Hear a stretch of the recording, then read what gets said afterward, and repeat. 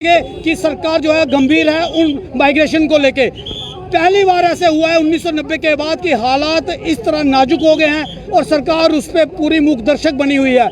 मेरी सरकार से अपील है कि जो लोग विस्थापित हुए हैं वो मजदूर हैं, उनके पास पैसा नहीं है, खाने को नहीं है। आजाद साहब एक कतावर नेता हैं कांग्रेस के, लेकिन ये भी देखने को मिला कि जो उनका वेलकम किया गया, इतने सीनियर मोस्ट जो लीडर्स और पार्टी के हैं वो भी यहाँ पर मौजूद नहीं थे। क्या लगता है कि कोई नाराजगी है? देखिए, ऐसा है कि आजाद साहब जो है वो 2 दिन से पिछले कश्मीर में थे। जिस तरीके नाजुक स्थितियां बनी हुई हैं, तो हर आदमी, हर नेता जो है अपने अपने गंतव्य स्थान पे जो है वो कोशिश में है कि हालात जो है वो और ना बिगड़े। इस कारण इस रैली को इतना बड़ा नहीं किया गया और जिन लोगों के ने हत्या हुई है उनसे संवेदनाएं प्रकट करते हुए। आपको नहीं लगता था कि कांग्रेस के इतने बड़े कदावर नेता जम्मू पहुंचे हैं, एक वार्म वेलकम होना चाहिए था? और उन्होंने जम्मू आकर पत्रकारों से भी बातचीत करने की हमने कोशिश की है, क्या बात नहीं रख पाए हमारे जम्मू के हित की बात? क्या करेंगे वो? देखिए, जिस तरीके से माहौल आज जम्मू कश्मीर में है, ये ऐसी परिस्थिति नहीं है कि आपको कोई वेलकम करना हो।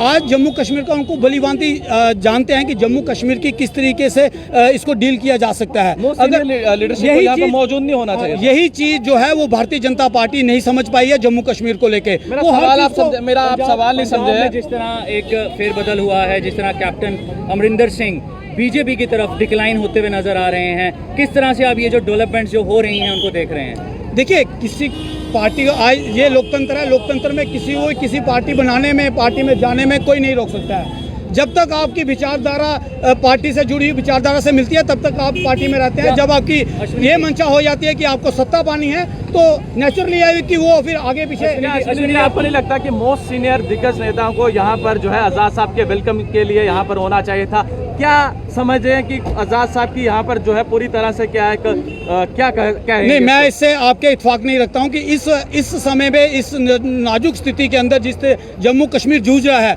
जिस तरीके से हत्याएं की जा रही है, तो आपको एक सेलिब्रेशन करना तो उसका बनता नहीं है। ये कोई वेलकम नहीं है। मैं तो इसको सराहना करूंगा आजाद साहब की कि आजाद साहब ने इस तरह का माहौल क्रिएट करने की कोशिश नहीं की जो भारतीय जनता पार्टी करती आ रही है। और इसी वजह से आज जम्मू कश्मीर के हालत इतने नाजुक हो गए हैं कि वो हर इवेंट को जो है वो प्रोपोगंडा की तरह अपनाती है और लोगों के अंदर जो है वो एक उग्रता वाली स्थिति बन गई है कि रिवेंज वाली स्थिति हो गई है जम्मू कश्मीर के अंदर। जिस तरीके से 370 हटाया गया और उसके बाद ये प्रोपोगंडा किया गया कि कश्मीर का हालात जो है वो पूरी तरह से ठीक हो गए हैं, तो आपके सामने जिस तरीके से किलिंग हो रही है, जिस तरीके से पिछले 18 दिनों में 27 लोगों को मारा गया है, तो आपको लगता है कि इस स्थिति में कोई सेलिब्रेशन होनी चाहिए, कोई आजाद साहब का स्वागत होना चाहिए? मैं बिल्कुल आजाद साहब के फेवर में हूं और जिस तरीके से उन्होंने सादगीपूर्ण इस अपने जम्मू कश्मीर के दौरे को रखा है उससे हम पूरी तरह सहमत हैं। अश्विनी जी, पिछले कई अरसे से आप भी कांग्रेस की सियासत के बीच में कांग्रेस पार्टी से ताल्लुक़ रखते हैं और जम्मू कश्मीर की सियासत को भी देख रहे हैं। क्या लगता है कि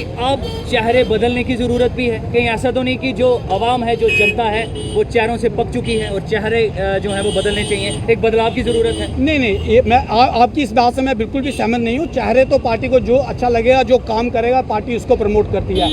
लेकिन हाँ, इतना है कि भारतीय जनता पार्टी के उन झूठे जुमलों से आज जनता पक चुकी है। जो झूठे वादे जो जम्मू कश्मीर के लोगों को दिखाए गए, ये कहा गया कि 370 हटा दिया जाएगा तो आतंकवाद पूरी तरह खत्म हो जाएगा। ये कहा गया कि नोटबंदी होगी तो आतंकवाद पूरे जम्मू कश्मीर से खत्म हो जाएगा और देश से खत्म हो जाएगा।